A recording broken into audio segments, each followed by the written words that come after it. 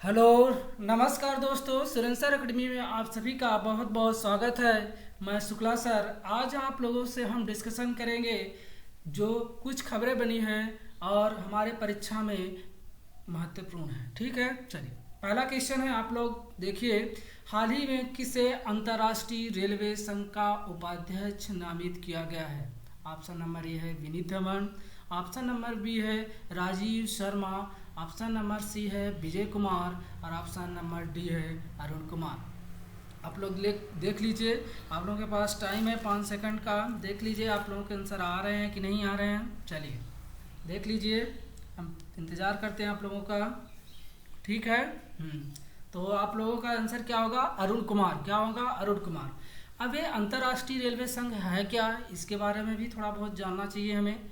Union international डेस किम्स, ठीक है, इसे ये भी बोला जाता है, या इसे इंटरनेशनल यूनियन फॉर रेलवेज बोला जाता है। ठीक है, इसकी स्थापना कब हुई थी? 17 अक्टूबर 1922 में। इसका हेडक्वार्टर कहाँ है आपको पता होना चाहिए?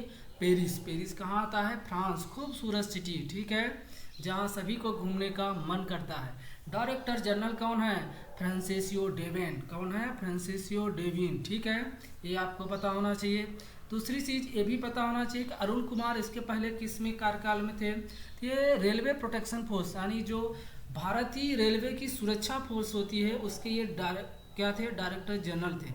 और वहाँ से इन्हें क्या बनाया गया है कि जो अंतर्राष्ट्रीय रेलवे संघ है, यानी इसका काम क्या है कि जो विश्व में आपने देखा होगा कि चाइना जो अपना रेलवे का प्रोजेक्ट बढ़ा रहा है, साथ में ये किसके लिए? इंग्लैंड। ये सबसे ज़्यादा इस पर फोकस कौन से देश करते हैं? यूरोप कंट्री, क्योंकि बिजनेस व्यापार के लिए वो चाहते हैं कि रेलवे की कनेक्टिविटी अच्छी रहे, जिससे क्या होता है? ट्रांसपोर्टेशन की सुविधा मिलती है, मतलब व्यापार में गति भी मिलती है। और रेलवे में कहा जाता है कि इसमें जितने ज़्यादा क्या है कि आप सुरक्षा करेंगे इसके, और उतना ज़्यादा क्या होगा?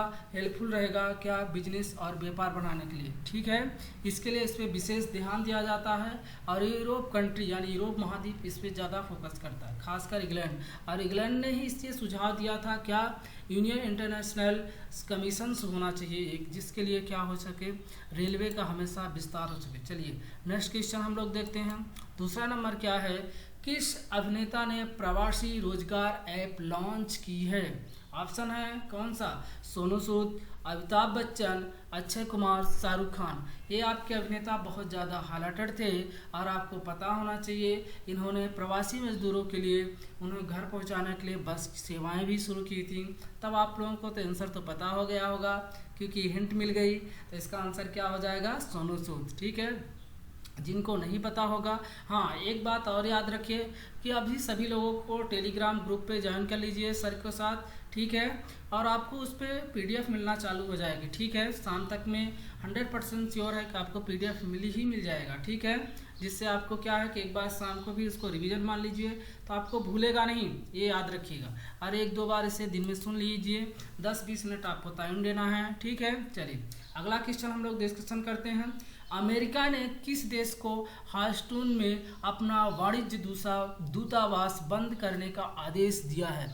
ऑप्शन है कौन कौन सा? ऑप्शन नंबर ए है नेपाल, ऑप्शन नंबर बी है पाकिस्तान, ऑप्शन नंबर सी है रूस, ऑप्शन नंबर डी है क्या? चीन। ठीक है, आप लोग देख लीजिए 10 सेकंड के इसका आंसर क्या होगा। और इस समय इन दोनों देशों का विवाद क्या है? बहुत ज़्यादा बढ़ता चला जा रहा है। जो क्या हो रहा है? आर्थिक मंदी की ओर ढकेला है, मतलब विश्व में ऐसी मंदी आ रही है जिससे हमें थोड़ा सा क्या है? डर सताने लगता है कि क्या होगा भविष्य में। और इन दोनों देशों के बीच में आप देख सकते हैं, लेकिन पीछे का बैकग्राउंड कुछ और है, क्योंकि अभी आप लोग देखते हैं कि बहुत सारी बुक छप रही है अमेरिका में जहाँ कुछ और ही बोला जाता है। तो ये कौन सा आंसर हो जाएगा इसका? चीन।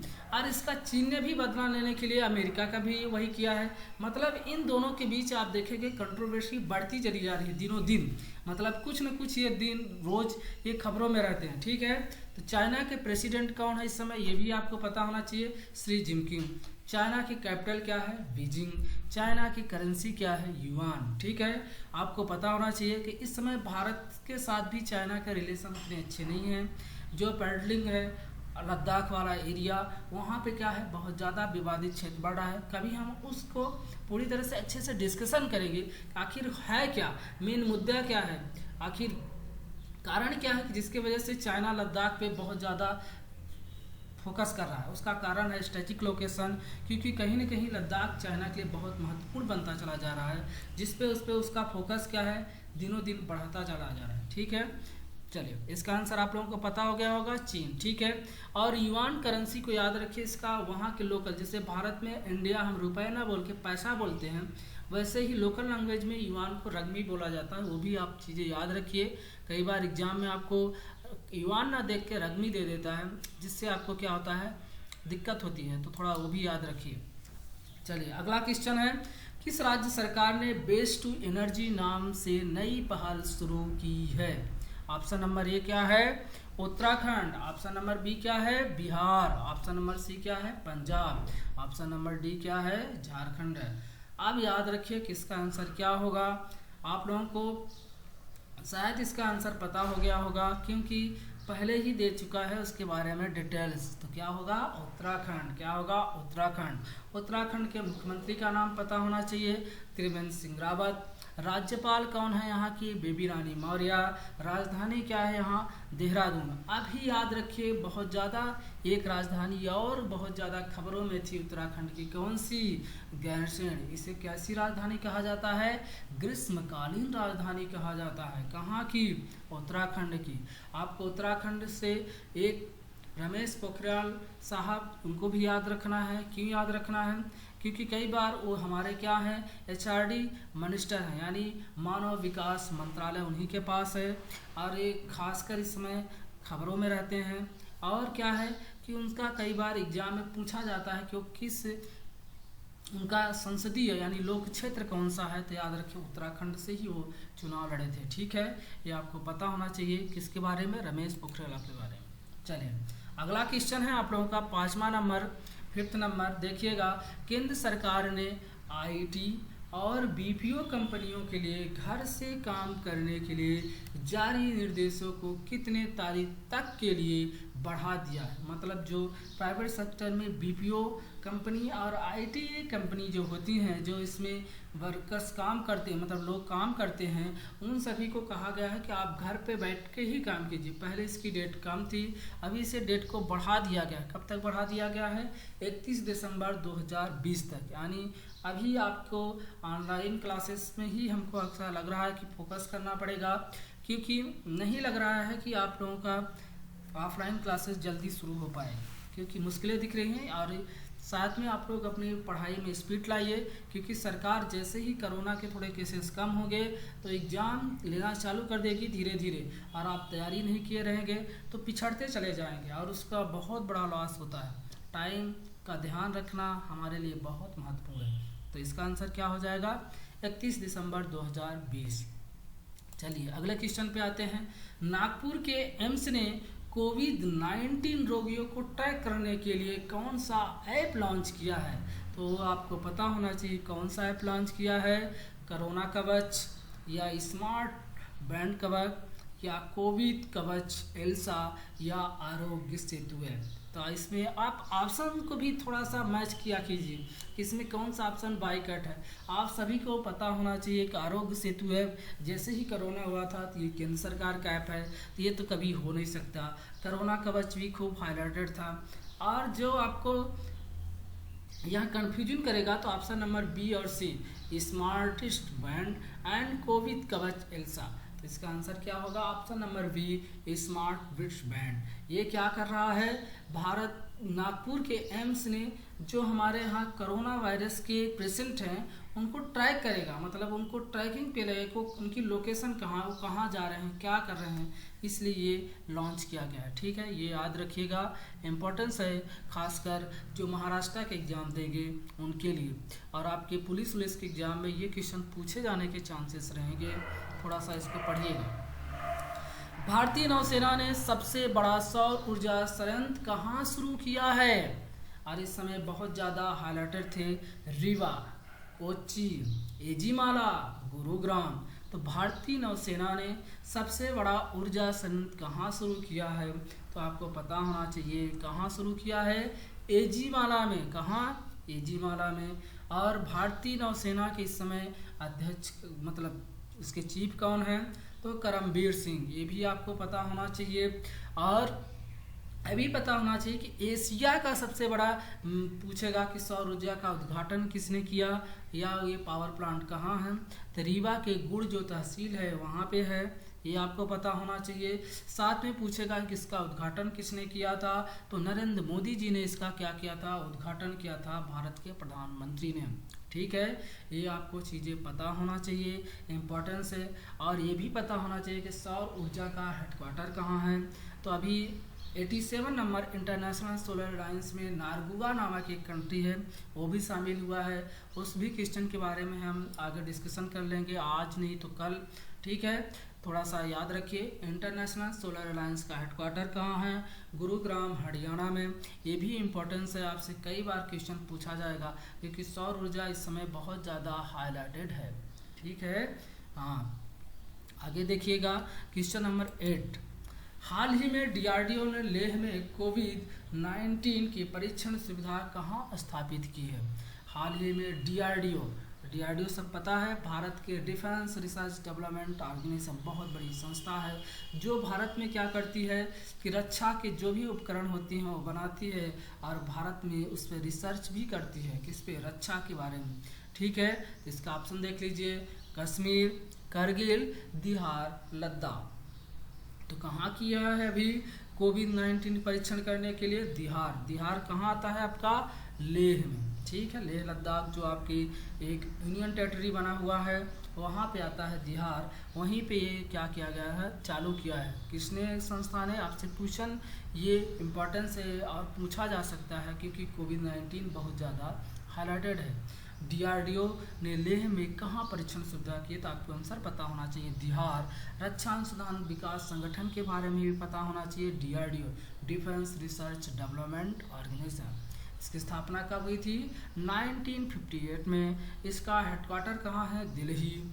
इसके इस समय वर्तमान समय प्रेसिडेंट कहाँ है, जी सतीश रेड्डी।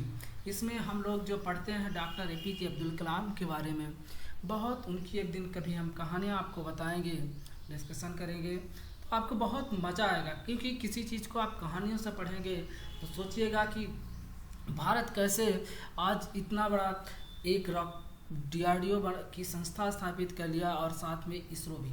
ठीक है, जब आप doctor APJ Abdul Kalam, doctor Vikram Sarabhai को इनकी कहानियाँ आप पढ़ेंगे ना, तो मज़ा आ जाएगा कि भारत क्या है, मतलब भारत के लोगों में कुछ तो खासियत थी जिन्होंने ये संस्थाएं क्या है खड़ी की हैं। आज हम उसे अगर अच्छे से चलाते हैं तो ये हमारी क्या है, जिम्मेदारी भी है। ठीक है, चलिए 19 नंबर, हाल ही में कौन सी राज्य सरकार ने गोधन न्याय योजना का शुभारंभ किया है। ऑप्शन नंबर ए है छत्तीसगढ़, ऑप्शन नंबर बी है गुजरात, ऑप्शन नंबर सी है दिल्ली, ऑप्शन नंबर डी है आंध्र प्रदेश। ठीक है, तो किसने की है, छत्तीसगढ़ ने। छत्तीसगढ़ के सीएम का नाम पता होना चाहिए आपको, कौन है, भूपेश बघेल। जो राज्यपाल कौन है वहाँ की, अनुसुईया उइके जी। छत्तीसगढ़ में आपको पता होना चाहिए विधानसभा सीटें कितनी हैं, 19, यानी 90 सीटें हैं। ठीक है, ये आपको पता होना चाहिए छत्तीसगढ़ में। ठीक है, और छत्तीसगढ़ में की राजधानी क्या है, रायपुर। इसे नया रायपुर बोला जाता है, और इसे अटल नाम रखा गया है यहीं पे, इसलिए इम्पोर्टेंट। अटल जी बिहारी वाजपेयी जो आपके भारत के प्रधानमंत्री थे, उन्हीं के नाम पे अटल नया रायपुर रखा गया है, और एक क्वेश्चन पूछ देता है। और साथ में यहाँ एक एयरपोर्ट है, किस नाम से है, रायपुर में ही है। उस एयरपोर्ट का क्या नाम है, स्वामी विवेकानंद एयरपोर्ट, जो कहा जाता था कि भारत में सबसे अच्छा सुविधा देने के मामले में, यानी सर्विस देने के मामले में नंबर 1 हुआ करता था। अभी हाल ही में दूसरा हो चुका है।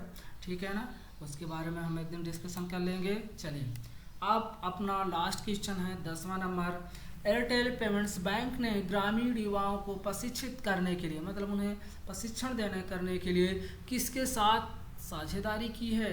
ऑप्शन नंबर ए क्या है, महिंद्रा एंड महिंद्रा जो ग्रुप है, Tata group, Reliance group, NSDC group. कौन सा, एनएसडीसी ग्रुप। इसका आंसर क्या होगा आप लोग देखिए, एयरटेल पेमेंट बैंक। भारत में जो हम कल आपको पढ़ाए थे पेमेंट्स बैंक के बारे में, सबसे पहले कोई भी पेमेंट्स बैंक शुरू किया था तो किसने किया था, एयरटेल ने ही सबसे ज़्यादा पहले 2015 में पेमेंट्स बैंक की शुरुआत की थी। ठीक है, ये आपको पता होना चाहिए। तो किसके साथ आप लोगों ने आंसर ट्राई कर लिया होगा, NSDC, इसका फुल फॉर्म पता होना चाहिए, नेशनल स्किल डेवलपमेंट कॉर्पोरेशन। ठीक है, और एयरटेल पेमेंट्स बैंक और NSDC के बारे में आप सभी को पता होना चाहिए। NSD कब बना था, इसका फाउंडेशन रखा गया था 2008 में। इसके मिनिस्टर कौन है इस समय, ये भी आपको पता होना चाहिए। तो कौन है इस समय इसके मिनिस्टर, महेंद्र नाथ पांडे। महेंद्र नाथ पांडे। कौशल विकास एवं उद्यमिता मंत्रालय, आपसे पूछेगा कि नेशनल स्किल डेवलपमेंट का मंत्रालय किस पे है, पास है, तो महेंद्र नाथ पांडे जी के पास है, ये आपको पता होना चाहिए। दूसरा पता होना चाहिए कि इसका हेडक्वार्टर कहाँ है, तो न्यू दिल्ली में है। कहाँ है, न्यू दिल्ली में। ठीक है, चलिए आपको इसके पता होना चाहिए कि एयरटेल पेमेंट्स बैंक के प्रबंध निर्देशक और मुख्य कार्यकारी अधिकारी कौन है, अनबुत्र विश्वास। कौन है, अनबुत्र विश्वास। और आपको पता होना चाहिए कि राष्ट्रीय कौशल विकास निगम के MD और CEO कौन है, तो MD और CEO कौन है, मनीष कुमार। कौन है, मनीष कुमार।